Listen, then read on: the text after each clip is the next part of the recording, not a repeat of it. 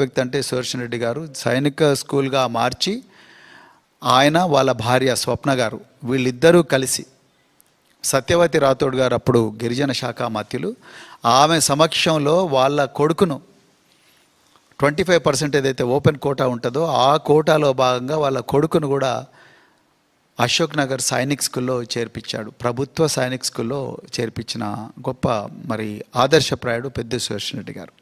అయితే నేను ఈ విషయాలు ఎందుకు చెప్తున్నా అంటే, పెద్ది సుదర్శన్ రెడ్డి గారికి ఎలాంటి చెడు అలవాట్లు లేవు. వారు తాగరు, అదేవిధంగా మరి ప్యూర్ వెజిటేరియను, నిరంతరం ఎక్సర్సైజ్ చేసే వ్యక్తి. 52 సంవత్సరాల వయసులో ఒక వ్యక్తికి అంత తీవ్రమైన గుండెపోటు వచ్చిందంటే దాని వెనుక ఏదో బలమైన స్ట్రెస్కు గురైంటారు అనేదే చాలా క్లియర్గా అర్థమవుతూ ఉంది. వారి కుటుంబ సభ్యులతోని, వారి సోదరులతోని, అదేవిధంగా ఆయనతో ఆప్తులుగా తిరిగిన, సన్నిహితంగా మెలిగిన వరంగల్ జిల్లా రాజకీయ నాయకులతో మాట్లాడిన తర్వాత నాకు అర్థమైంది ఏంటంటే, ఈ ప్రభుత్వం ఆయనను ఘోరంగా టార్గెట్ చేసింది. మరి పెద్ది సుదర్శన్ రెడ్డి గారు చేసిన పాపం ఏంటి? ఆయన చేసిన పాపం ఏంటంటే ఆదర్శప్రాయుడిగా బతకడం. అదేవిధంగా సివిల్ సప్లైస్ ఆయన కార్పొరేషన్కు చైర్మన్గా పనిచేశారు. ఇప్పుడున్న రాష్ట్ర డీజీపీ సివి ఆనంద్ గారు ఆయన సివిల్ సప్లైస్ చైర్మన్గా ఉన్నప్పుడు ఆయన సివిల్ సప్లైస్ కమిషనర్గా ఉన్నారు. సివిల్ సప్లైస్ డిపార్ట్మెంట్లో ఏ విధంగా వేల కోట్ల రూపాయల కుంభకోణాలు జరుగుతాయని తెలుసుకొని ఆ కుంభకోణాల, ఆ సివిల్ సప్లైస్లో ఉండే ఏదైతే బియ్యము అవన్నీ కూడా రాబందుల పాలు, పందికొక్కుల పాలు కాకూడదు. వేల కోట్ల రూపాయల కుంభకోణాలు జరుగుతూ ఉన్నాయి. అది మిల్లర్ల రూపంలో కావచ్చు, ఇంకా రకరకాల వ్యక్తుల రూపంలో జరుగుతూ ఉన్నాయని చెప్పి వాటన్నిటినీ కూడా అరికట్టడానికి ఒక అద్భుతమైన ప్లాను ఆనాటి తెలంగాణ తొలి ముఖ్యమంత్రి కేసీఆర్ గారికి ఇచ్చిన ఒక గొప్ప పోరాట యోధులు పెద్ది సుదర్శన్ రెడ్డి గారు. ఎప్పుడైతే కాంగ్రెస్ పార్టీ అధికారంలోకి వచ్చిందో 2023లో, ఆయన ఆల్రెడీ సివిల్ సప్లైస్ కార్పొరేషన్లో పనిచేసిన అనుభవం ఉంది కాబట్టి వెంటనే 1100 కోట్ల రూపాయల విలువైన స్కామ్ను ఆయన కనుక్కోగలిగారు. ఉన్నతాధికారులకు, డీజీపీకి లెటర్ పెట్టాడు. అదేవిధంగా ప్రభుత్వానికి ఓపెన్ లెటర్ రాశారు.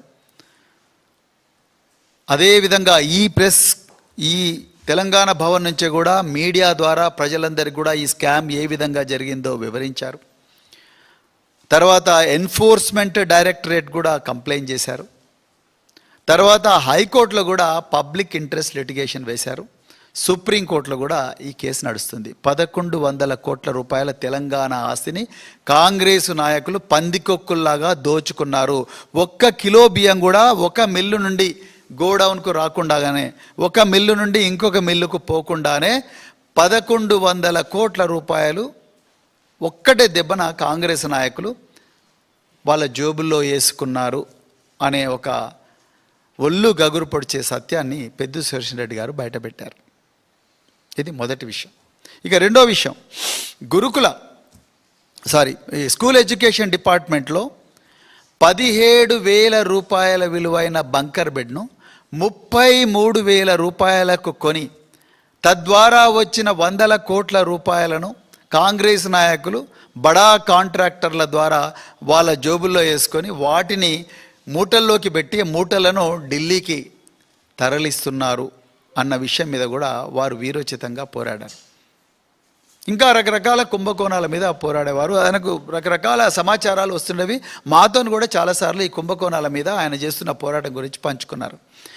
ఇది ఎప్పుడైతే మరి ఇక రేవంత్ రెడ్డికి నేను దొరికిపోతున్నాను అన్న భయం కలిగిందో కాంగ్రెస్ నాయకులకు, ముఖ్యంగా రేవంత్ రెడ్డి గారికి ఇప్పుడున్న సివిల్ సప్లైస్ డిపార్ట్మెంట్లో, అయితే అది జరిగిన వెంటనే వీళ్ళు ఏం చేశారు, ముందు ఆయన వెపన్ లైసెన్స్ రెన్యూ చేయడం లేదు. వెపన్ లైసెన్స్ ప్రతిసారి కూడా రెన్యూ చేసుకోవాలి. ఆ రెన్యువల్ ప్రాసెస్ ఏదైతుందో దాన్ని ఆపేశారు. దానికన్నా ముందు ఇంత క్రూరంగా ఉంటుందా ఈ కాంగ్రెస్ రాజ్యం అనేది? మరి ఇందిరమ్మ పాలన అంటున్నారు, ప్రజాపాలన అంటున్నారు, ఇంత ప్రతీకార పాలన జరుగుతున్న దానికి ఈ పెద్ది సుదర్శన్ రెడ్డి గారి ఉదంతమే స్పష్టమైన ఉదాహరణ. నర్సంపేటలో ఉండే కొంతమంది వ్యాపారస్తులు వాళ్ళు వట్టినాగులపల్లిలో వాళ్ళు ఒక భూమిని వాళ్ళు అక్వైర్ చేసుకొని వాళ్ళు వాసవి కన్స్ట్రక్షన్ అని ఒక కన్స్ట్రక్షన్ కంపెనీ ఉన్నది. ఆ వాసవి బిల్డర్స్కు అమ్మేసిండ్రంట. ఆ వాసవి బిల్డర్స్కు ఈ నర్సంపేట వ్యాపారస్తులు అమ్మేసిన భూమి మీద ముఖ్యమంత్రి గారి సన్నిహితుడైన ఫహీం ఖురేషీ కన్నుబడ్డదని నాకు కొంతమంది ఆ హాస్పిటల్లో నర్సంపేట వాసులు కొంతమంది చెప్పినారు, కొంతమంది నాయకులు ఆ వాసులు చెప్పినారు. దానితోని ఈ ఫహీం ఖురేషీ అదేవిధంగా వాసవి ఎవడోడు విజయ్ కుమార్ అంటాడు ఎవడో ఆ విజయ్ కుమార్ అంటోడు అదేవిధంగా ఈ ఫహీం ఖురేషీ వీళ్ళిద్దరూ కలిసి సైబరాబాద్లో ఎకనామిక్ అఫెన్సెస్ వింగ్ అనే ఒకటి ఉంటుంది, ఈఓడబ్ల్యూ వైట్ కాలర్ అఫెన్సెస్ కోసం ఉంటుంది. ఆ ఈఓడబ్ల్యూలో ఒక కేసు పెట్టించి ఆ విజయ్ కుమార్ అంటోతోనే కంప్లైంట్ ఇప్పించి ఎఫ్ఐఆర్ రిజిస్టర్ చేయించి పెద్ద ఎత్తున కూడా నర్సంపేటలో సుదర్శన్ రెడ్డి గారికి సన్నిహితులైన వ్యాపారస్తులు ఎవరైతే ఉన్నారో ఆ వ్యాపారస్తులందరినీ కూడా రోజు పోలీస్ స్టేషన్ పిలిపించి వాళ్ళని టార్చర్ చేసి చివరికి ఆయన పిఆర్ఓని కూడా టార్చర్ చేసి మీరు ఏమైనా చేయండి పెద్ది సుదర్శన్ రెడ్డి పేరు చెప్పండి, పెద్ది సుదర్శన్ పేరు కంపల్సరీ మీ 161 స్టేట్మెంట్లలో రావాల్సిందే, ఆయనను మేము దీంట్లో అక్యూజ్డ్ చేయాల్సిందే అని మాకు పైనుంచి ఆర్డర్స్ ఉన్నాయి. పాపం ఈయన ఏం చేసిండు, అరే సివి ఆనంద్ నాతో పాటు కమిషనర్ సివిల్ సప్లైస్గా పనిచేసిండు, కనీసం ఈయనకన్నా చెప్పుకుంటే మా బాధలు ఏమన్నా తీరుతాయేమో, ఎందుకంటే ఆయన అప్పుడు సివిల్ సప్లైస్ కార్పొరేషన్ చైర్పర్సన్, మా బాధలు ఏమన్నా తీరుతాయేమో అని చెప్పేసి నా సివి ఆనంద్ గారికి ఫోన్ చేస్తే సార్ నా చేతులు ఏమీ లేదు, అంతా కూడా ఫహీం ఖురేషీ లేకపోతే ముఖ్యమంత్రి కార్యాలయం చూస్తుంది, మాకు ఇదంతా ఏం సంబంధం లేదు అని చెప్పి ఆయన చేతులు కడుక్కున్నట్టుగా ఆయన చుట్టూ ఉన్న సన్నిహితులు ఆప్తులు ఆయనతో ఆయన పంచుకున్నట్టుగా వాళ్ళు నాకు ఈ 3-4 రోజులలో చెప్పారు. ఇంకొక మాట కూడా అన్నారు, అరే ఈ సుదర్శన్ రెడ్డికి ఇంకా ఏం పని లేదా, ఈ సివిల్ సప్లైస్ కుంభకోణం అని తిరుగుతూ ఉన్నారు, అదేవిధంగా మరి విద్యాశాఖలో జరిగిన బంకర్ బెడ్ల కుంభకోణం అని ప్రభుత్వం మీద ఫైట్ చేస్తున్నారు, ఇవన్నీ అవసరమా, కామ్గా ఉంటే అయిపోదా అంటే నువ్వు కామ్గా ఉంటే, నువ్వు సైలెంట్గా ఉంటే, రేవంత్ రెడ్డి ప్రభుత్వం చేస్తున్న కుంభకోణాల మీద మాట్లాడకుండా ఉంటే నీకు వెపన్ లైసెన్స్ రెన్యూ చేస్తాము, ఇండైరెక్ట్